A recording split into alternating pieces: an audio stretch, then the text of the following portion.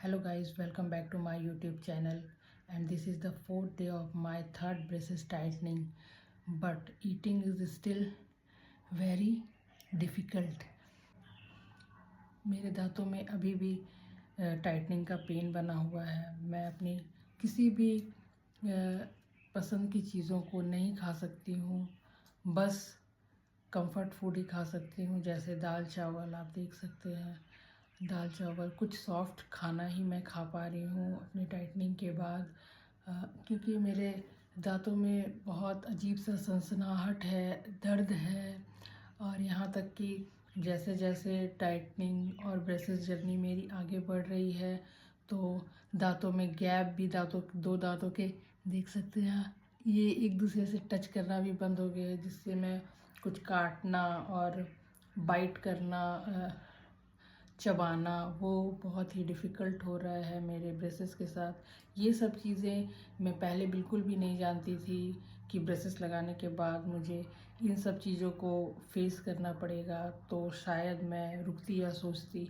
जब मैं अपने डॉक्टर के पास गई थी, डेंटिस्ट के पास, उनसे बस इतना ही बात हुआ था कि मेरी एज तो ज़्यादा है, तो इस एज में क्या ब्रेसेस मैं लगा सकती हूँ, क्योंकि मेरे एक दांत में कैविटी आ गई थी, तो उसको मुझे कैविटी को ठीक करवाना था। तो मैं डेंटिस्ट के पास गई थी और एक दो बार टीथ को क्लीन करवाई थी, तो थोड़ा फैमिली जैसा रिलेशन हो गया था। तो उनसे मैंने बस इतना ही पूछा था कि क्या मैं अभी ब्रेसेस लगा सकती हूँ, क्योंकि मेरे दांत तो ऊपर नीचे हैं, लेकिन एज बहुत ज़्यादा होने के कारण टाइम तो बीत गई, उस समय तो मैं ये सब कुछ नहीं की, नेचुरल होता है तो ये करके छोड़ दी थी।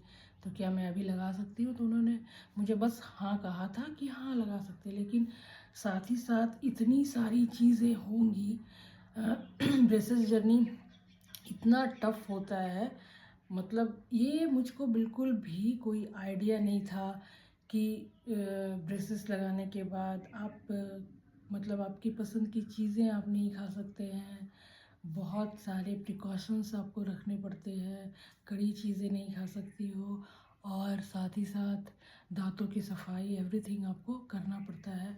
ये सब चीज़ें मैं बिल्कुल भी नहीं जानती थी कि ब्रेसेस की जर्नी इतनी टफ़ होती है। जैसे कि अब मुझे लगता है कि 3 मंथ ही मुझे बहुत ज़्यादा लगने लगे हैं, और इतना पेन, इतना अपनी पसंद की चीज़ें ना खा पाना, तो ऐसे करके ही स्ट्रगल चल रहा है। और मैं देखती हूँ कि आगे क्या होता है।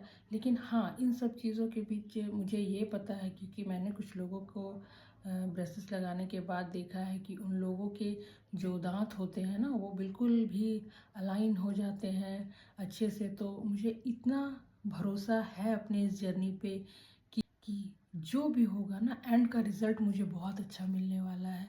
इसीलिए ये सब मैं सह भी पा रही हूँ। तो अगर आप भी अपने ब्रेसेस जर्नी में हैं और इन सब चीज़ों से गुज़र रहे हैं, तो मुझे ज़रूर कमेंट कीजिएगा कि आपको क्या प्रॉब्लम फेस करनी पड़ रही है। और मिलते हैं अपने नेक्स्ट वीडियो में नेक्स्ट अपडेट्स के साथ। Thanks for watching. Bye bye.